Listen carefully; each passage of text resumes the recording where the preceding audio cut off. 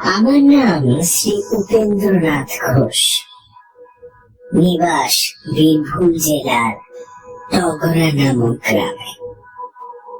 1872 খ্রিস্টাব্দে আমি বিএ পাশ করে চাকরির সন্ধানে প্রবৃত্ত হই।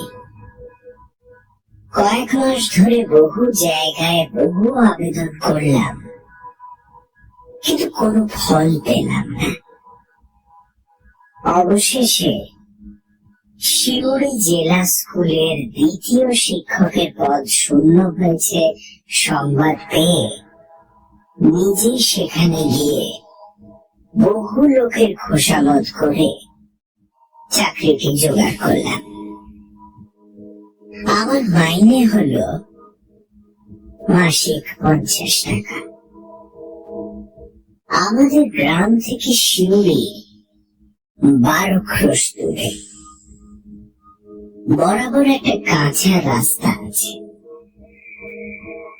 আমি গ্রামে ফিরে গিয়ে নিজের জিনিসপত্র নিয়ে এসে 2 দিন পরে নতুন কাজে লেগে পড়লাম। যেমন অল্প মাইনে, তেমনি একটা ছোটখাটো সস্তা বাড়ি খুঁজতে লাগলাম, কিন্তু পেলাম না। রাতের শোয়া আর খাওয়া দাওয়াটা হেডমাস্টার মশাইয়ের বাড়িতেই করি। দিনের বেলা স্কুলে কাজ করি এবং অবসর সময়ে বাড়ি খুঁজে বেড়াই। অবশেষে শহরের প্রান্তে একটি বড় খালি পাকা বাড়ির সন্ধান পেলাম। বাড়িটি বহুকাল খালি পড়ে আছে। বাড়িটি জায়গায় জায়গায় ভাঙা। মাত্র কয়েকটি এমন ঘর রয়েছে যেখানে বসবাস করা যায়। মাসিক 5 সিকি মাত্র ভাড়া দিলেই বাড়িটি পাওয়া যায়। কিন্তু গুজব এই যে বাড়িটিতে ভূত আছে। তখন আমি সদ্য কলেজের ছোকরা, ইয়াং বেঙ্গল। ভূতের ভয়ে যদি পিছু হটি তবে আমার বিদ্যা মর্যাদা একেবারে ধূলিসাৎ হয়ে যায়। সুতরাং বাড়ি নিব বলে স্থির করলাম। কিন্তু অত দূরে একলা থাকা নিরাপদ নয়। চোর ডাকাতের ভয় তো আছে। তাই একজন সঙ্গীর খোঁজ করতে লাগলাম। একজন জুটেও গেলেন। তিনি আমাদের স্কুলের 4র্থ শিক্ষক, নাম রাসবিহারী মুখোপাধ্যায়। যদিও উনি বিএ পাশ করেননি, তাও কলেজে পড়েছেন এবং নিজেকে ইয়াং বেঙ্গল শ্রেণীভুক্তই মনে করেন। তার আগের বাড়িতে কিছু অসুবিধে হচ্ছিল, তাই তিনি আমার সঙ্গে এই বাসায় থাকতে রাজি হয়ে গেলেন। একজন রান্নার লোক স্থির করা গেল, কিন্তু তারা রাত্রিবেলা সে বাড়িতে থাকতে রাজি হতো না। বলল কাজকর্ম সেরে আমাদের খাওয়া দাওয়া হয়ে গেলে রাত্রি 9টার মধ্যেই যে যার নিজের বাড়িতে ফিরে যাবে। কি করি, তাই মেনে নিতে হলো। পরবর্তী রবিবার সকালে জিনিসপত্র নিয়ে সেই বাড়িতে গিয়ে হাজির হলাম। বাড়িটি খুব পুরনো। চারিদিকে পাঁচিল জায়গায় জায়গায় ভাঙা। গরু মোষ আটকানোর জন্য বাঁশের বেড়া বাঁধা আছে। বাড়িটির চারদিকে বাগান। অনেকগুলো নারকোল, আম, কাঁঠাল, জাম প্রভৃতি ফলের গাছ আছে। বাড়িটি দোতলা।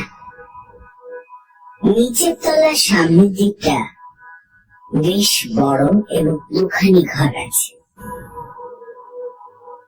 শুধু সেই ঘর দুটি আমরা দখল করলাম, কারণ আমাদের প্রয়োজন অল্প। বাড়ির পেছনে একটা পুকুর,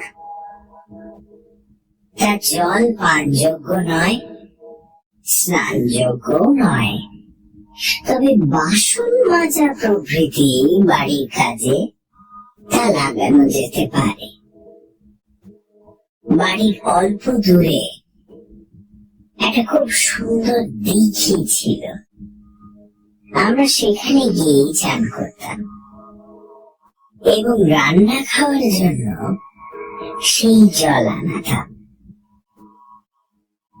একটি ঘর খাওয়া দাওয়া করবার জন্য ঠিক করা হলো,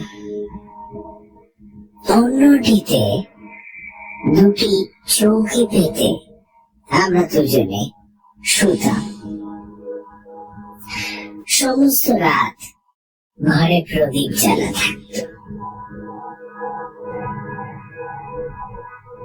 এইভাবে কিছুদিন যায়। ইতিমধ্যে দশেরা দুদিন ছুটি হলো, সেই সঙ্গে একটা রবিবারও পাওয়া গেল। আমি বাড়ি গেলাম। বাড়িতে দুদিন মাত্র থেকে তৃতীয় দিন পায়ে হেঁটে শিউরির জন্য বেরিয়ে পড়লাম। আমাদের গ্রামের এক ক্রোশ পরে হাতছালা বলে একটি গ্রাম আছে। আগে এখানে স্থানীয় জমিদারের অনেকগুলো হাতি বাঁধা থাকত। হাতিশালা থেকে হাতছালা নামটি উৎপন্ন হয়েছে। সেই গ্রামের প্রান্তে রাস্তার ধারে একটি মন্দির আছে। সেই মন্দিরে রমা প্রসন্ন মজুমদার নামক এক ব্রাহ্মণ সর্বদা বাস করেন এবং জপ তপ নিয়ে থাকেন। তিনি একজন সিদ্ধ পুরুষ বলে বিখ্যাত। আশপাশের চারিদিকে গ্রামের লোকেরা তাকে যথেষ্ট শ্রদ্ধা ভক্তি করে। সেখান দিয়ে যেতে যেতে দেখলাম মজুমদার মশাই খড়ম পায়ে দিয়ে মন্দিরের বাইরে দাঁড়িয়ে আছেন। দেখে রাস্তা থেকে নেমে গিয়ে আমি তাকে প্রণাম করলাম। আশীর্বাদ করে তিনি আমায় বললেন, ভালো থাকো, ভালো থাকো। কোথায় যাচ্ছ বাবা? আমি উত্তরে বললাম, শিউরি স্কুলে আমার মাস্টারি চাকরি হয়েছে। দশেরা ছুটিতে বাড়ি এসেছিলাম, কাল স্কুল খুলবে, তাই ফিরে যাচ্ছি। মজুমদার মশাই একটু চিন্তা করে বললেন, বাবা আজ কি তোমার না গেলেই নয়, আজ বাড়ি ফিরে যাও, কাল যেও। আমি বললাম, কাল স্কুল খুলবে, আমার তো নতুন চাকরি, কামাই হওয়াটা খুবই খারাপ কথা, সুতরাং আমাকে ওরকম আদেশ করবেন না। মজুমদার মশাই বললেন, তুমি কোথায় বাসা নিয়েছো? শহরের দক্ষিণ দিকে একটা পুরনো খালি বাড়ি ছিল, সেইটা ভাড়া নিয়ে আমি আর আমার স্কুলের আর একজন মাস্টার রাসবিহারী মুখোপাধ্যায় একসঙ্গেই থাকছি বলে মজুমদার মশাইকে প্রণাম করে আমি পথ চলতে লাগলাম।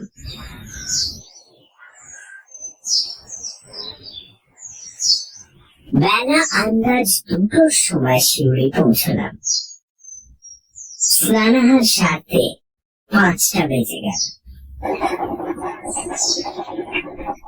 খাওয়া সেরে বারান্দায় বসে তামাক খাচ্ছি, এমন সময় দেখি আমাদেরই গ্রামের একজন চাষি বিরাট লম্বা লাঠি ঘাড়ে করে এসে উপস্থিত হয়েছে।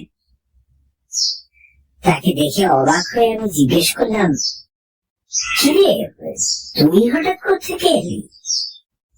সে বলল, আগে মা ঠাকুরানী চিঠি দিয়েছেন এবং এই কবচটি আপনার হাতে পড়বার জন্য পাঠিয়ে দিয়েছেন।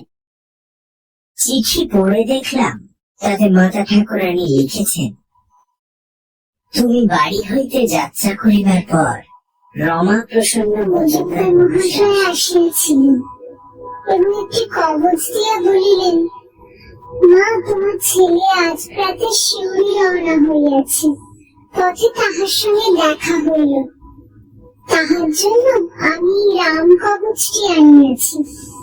তুমি যেমন করিয়া পারো আজই এই কবচটি তোমার ছেলেকে পাঠাইয়া দাও এবং বিশেষ করিয়া লেখো যেন আজই সেই কবচটি ধারণ করে। আর লিখিয়া দাও যদি কোন রকম ভয় পায় তবে যেন তারক ব্রহ্ম নাম জপ করে। এই কবচের গুণে এবং নামের বলে সে সকল বিপদ হইতে মুক্ত হইবে। সুতরাং আমি দিনুকে দিয়া এই চিঠি ও কবচ পাঠাইলাম। পাওয়া মাত্র রাম নাম স্মরণ করিয়া তুমি কবচটি ভক্তিপূর্বক তোমার ডান হস্তে ধারণ করিবে, যেন কোনো মতে কথার কোনো অন্যথা না হয়। ইহা তোমার মাতৃ আজ্ঞা জানিবে। চিঠি ও কবচ নিয়ে আমি দিনুকে বললাম, তুই আজ এখানেই থাকবি তো? তোর খাবার জোগাড় করি? সে বলল, আগে না, মা ঠাকুরানী কিন্তু জোর দিয়ে বলে দিয়েছেন তুই নিজে দাঁড়িয়ে থেকে কবচটা পড়িয়ে দিবি এবং আজ রাত্রিরে এসে আমায় খবর দিবি যে আমার ছেলে কবচ পড়েছে। সুতরাং তাকে থাকবার জন্য আর অনুরোধ করলাম না। তার হাতে 2 আনা পয়সা দিয়ে বললাম, এই নে, বাজার থেকে কিছু মুড়ি মুড়কি কিনে পথে যেতে যেতে খাবি, কেমন? তার সামনে কবচটা আমি হাতে ধারণ করলাম। সে আমায় প্রণাম করে বিদায় নিল। সেদিন রাত্রে খাওয়া দাওয়ার পর যথাসময়ে দুজনে শুয়ে পড়লাম। দুজনেরই চৌকির মাথার দিকে 2 বড় বড় জানলা খোলা ছিল। আকাশে মেঘ, মাঝে মাঝে গুড়ি গুড়ি বৃষ্টি পড়ছে, আবার মাঝে মাঝে প্রবল হাওয়া এসে মেঘকে উড়িয়ে দিচ্ছে, আর একাদশী চাঁদ দেখা যাচ্ছে। আমরা দুজনে কিছুক্ষণ গল্প গুজব করে নিস্তব্ধ হলাম। পথশ্রমে ক্লান্ত ছিলাম, তাড়াতাড়ি ঘুমিয়ে পড়লাম। অনেক রাত্রে হঠাৎ ঘুম ভেঙে দেখি বাতাসে প্রদীপটা নিভে গেছে। ক্ষীণ মেঘের মধ্যে দিয়ে জ্যোৎস্না জানলা দিয়ে ঘরে ঢুকে উল্টো দিকে দেওয়ালের একটা অংশ আলোকিত করেছে। ঘুম জড়ানো চোখ অল্প খুলে দেখলাম যেন একটা কঙ্কাল সার বৃদ্ধ আমার খাটের ওপর হাঁটু গেড়ে থাবা পেতে বসে আছে এবং এক দৃষ্টে আমার প্রতি চেয়ে রয়েছে। তার মুখখানা যেন বহুদিন রোগে শীর্ণ, গালের চামড়া ঝুলে পড়েছে, দন্তহীন মাড়ির উপর তার ঠোঁট দুটো চুপসে বসে গেছে। মাথায় সাদা ছোট চুলগুলো যেন দাঁড়িয়ে রয়েছে। তার চোখ দুটো থেকে যেন ক্রোধ, ঘৃণা ও বিদ্রুপের জ্বালা বেরিয়ে আসছে। দেখে আমি আপাত মস্তক শিউরে উঠলাম, ভয়ে চোখ বন্ধ করলাম। কিন্তু সে অবস্থায় বেশিক্ষণ থাকতে পারলাম না। আবার চোখ খুললাম, আবার দেখলাম সেই বিভৎস মূর্তি ঠিক সেই অবস্থায় বসে আছে। আবার চোখ বন্ধ করলাম, তখন হঠাৎ মায়ের চিঠিটার কথা মনে পড়ে গেল। মনে মনে বললাম, আমার ভয় কি, আমার হাতে রক্ষা কবচ রয়েছে। এবং মৃদুস্বরে তার ব্রহ্ম নাম জপ করতে লাগলাম। কিছুক্ষণ পরে আবার যখন চোখ খুললাম, তখন সে মূর্তি আর নেই। সাহস পেয়ে উঠে বসলাম এবং ঘুম জড়ানো গলায় আমার বন্ধুকে ডাকতে লাগলাম। রাসবিহারী উঠে বললেন, কি মশাই? আমি তখন প্রদীপ জেলে সমস্ত ঘটনা তাকে খুলে বললাম। তিনি অত্যন্ত ভয় পেলেন। সমস্ত রাত আমরা গল্প করেই কাটিয়ে দিলাম। পরের দিন সকালে সে বাড়ি ত্যাগ করে আমরা অন্যত্র আশ্রয় গ্রহণ করলাম। খাওয়া দাওয়া শেষ করে 10টার সময় স্কুলে গেলাম। টিফিনের সময় ডাকওয়ালা পিয়ন একখানি চিঠি দিল। দেখলাম সেটি রমা প্রসন্ন মজুমদার লিখেছে। চিঠির তারিখ ও ছাপ গতকাল। চিঠিটিতে লেখা আছে, শ্রী শ্রী দুর্গা শরণ পরম শুভাশীর্বাদা সন্তু বিশেষ। বাবা জীবন, গতকাল তোমার সহিত সাক্ষাৎ হওয়ার পর আমি তোমার বাটিতে গিয়াছিলাম এবং তোমার মাতা ঠাকুরানীকে তোমার নিমিত্ত একটি রাম কবচ দিয়ে আসিয়াছি। তাহাকে অনুরোধ করিয়াছি যে অদ্যই তিনি সেটি যে কোনো উপায়ে যেন তোমাকে পাঠাইয়া দেন, যাহাতে অদ্যই নিশাগমের পূর্বে কবচটি তুমি ধারণ করিতে পারো। বোধহয় অর্ধরাত্রে তুমি কোনরূপ ভয় পাইবে, কিন্তু সে রাম কবচটির গুণে তোমার কোনো বিপদ হইবে না। কবচটি তুমি নিয়ত ধারণ করিয়া থাকিবে এবং আর যদি কখনো ভয়ের কারণ ঘটে তবে তারও ব্রহ্মের নাম জপ করিবে। সর্বদা শুদ্ধাচারে থাকিবে। অত্র কুশল। মা ভবানী তোমার মঙ্গল করুন। ইতি নিয়ত আশীর্বাদক শ্রী রমা প্রসন্ন দেব শর্মা।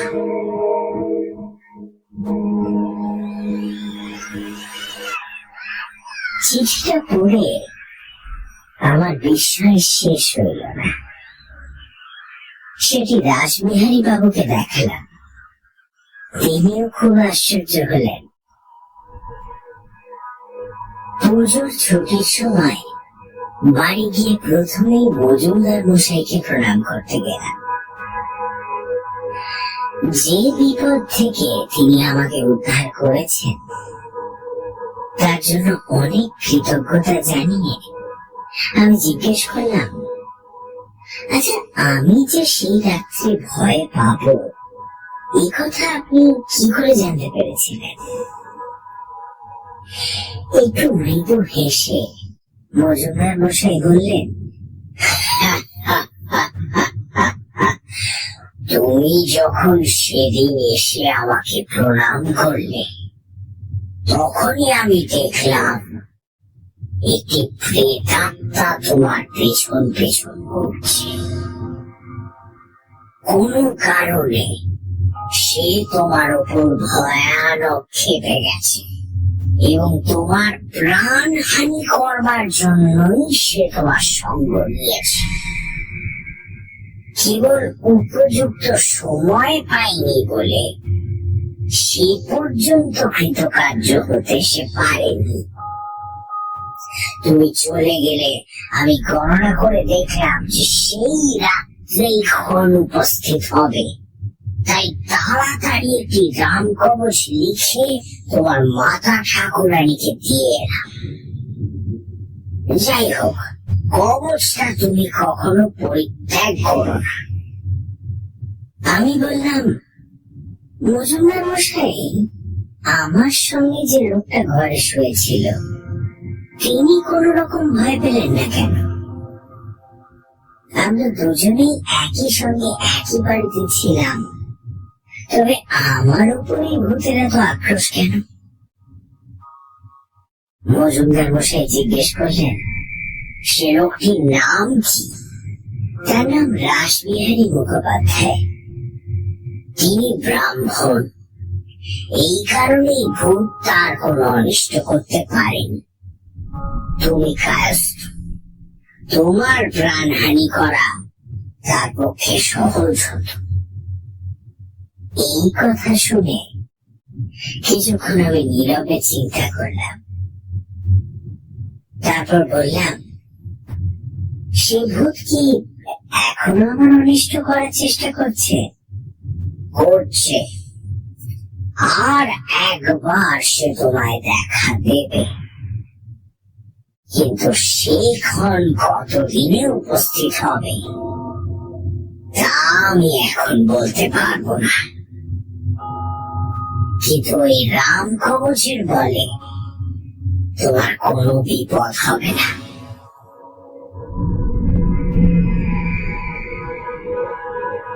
তারপর 18 বছর কেটে গেল। সেই ভূতের কথা আমি প্রায় ভুলেই গিয়েছিলাম, কিন্তু রাম কবচটি বরাবর সযত্নে ধারণ করে রেখেছিলাম। আমি ক্রমে দ্বিতীয় শিক্ষক থেকে প্রধান শিক্ষক হলাম। তারপরেও আরো কয়েক বছর সুখ্যাতির সঙ্গে কাজ করে প্রেসিডেন্সি বিভাগের ডেপুটি ইন্সপেক্টর পদে যোগ দিলাম। আমার বেতন 150 টাকা হলো। মফস্বলে নানা স্থানে ঘুরে আমাকে বিদ্যালয় পরিদর্শন করতে হতো। একদিন মেদিনীপুর জেলার একটি গ্রামের স্কুল পরিদর্শন করতে গিয়েছি। সন্ধ্যের পর খাওয়া দাওয়া করে একটি গরুর গাড়ি ভাড়া করে সেই গ্রামের দিকেই রওনা দিলাম।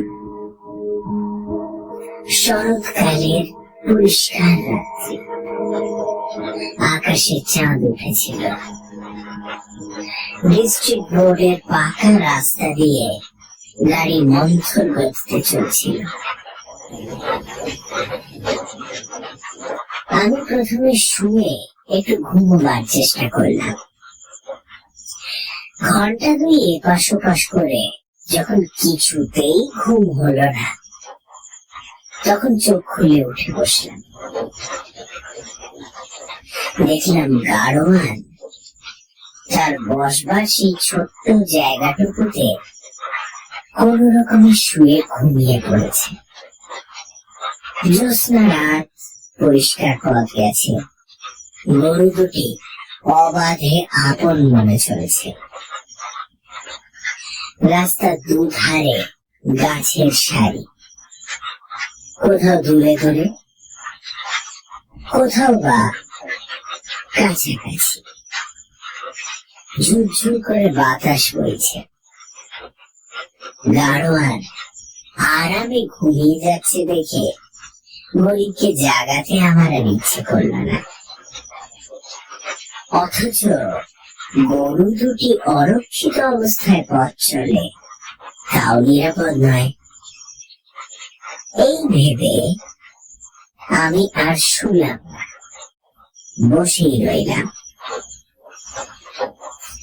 এই অবস্থায় প্রায় ঘন্টাখানেক কাটল। আমার একটু তন্দ্রা আসতে লাগলো। আমি বসে বসেই ঢুলতে লাগলাম। হঠাৎ গরু দুটি থেমে গেল। একটা ঝাঁকুনি দিয়ে গাড়িটি দাঁড়িয়ে পড়ল, আর আমার ঘুম ছুটে গেল। চোখ খুলে দেখি সেই ভীষণ মূর্তি। গরু দুটির সামনে পথ আটকে গাড়ির জোয়ালের ওপর দুটো জীর্ণ হাত রেখে সেই কঙ্কাল সার চেহারা দাঁড়িয়ে আছে, এবং তার জ্বলন্ত দুটি চোখ থেকে যেন আগুন ঠিকরে বেরোচ্ছে। দেখে আমার শরীরের রক্তহীন হয়ে গেল। আমি কাঁপতে লাগলাম, মুখের কাছে হাত রেখে তার ব্রহ্ম নাম জপ করতে লাগলাম। কিছুক্ষণ জপ করতে করতে দেখলাম সে মূর্তি ছায়ার মতোই মিলিয়ে যাচ্ছে। যখন সে একেবারে অদৃশ্য হয়ে গেল, গরু দুটি তখন গাড়ির পেছন দিকে ঘুরে প্রাণপণে ছুটতে লাগলো।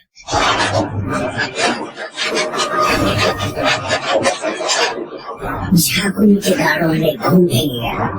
সে ধর করে উঠে বসে বলল, বাবু বাবু, এই কি গরু এমন ছুটতেছে কেন? আমি আসল কথাটাকে না বলে কেবলমাত্র বললাম, হয়তো পথে কোনো কারণে ভয় পেয়েছে, তাই ছুটে বাড়ি যাচ্ছে।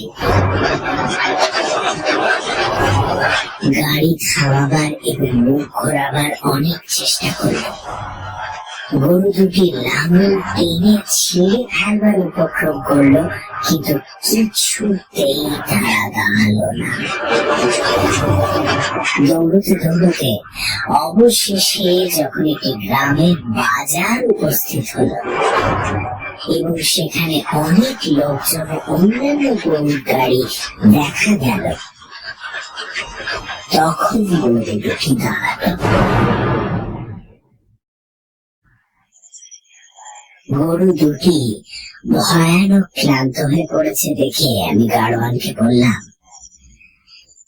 থাক, আজ আর কাজ নেই,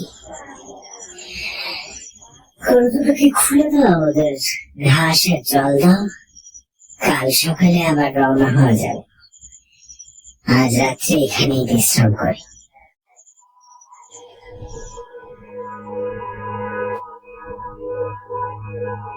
তারপর আরো 7 বছর কেটে গেছে, কিন্তু আর কখনো এরকম কোনো ভয়ের কারণ ঘটেনি।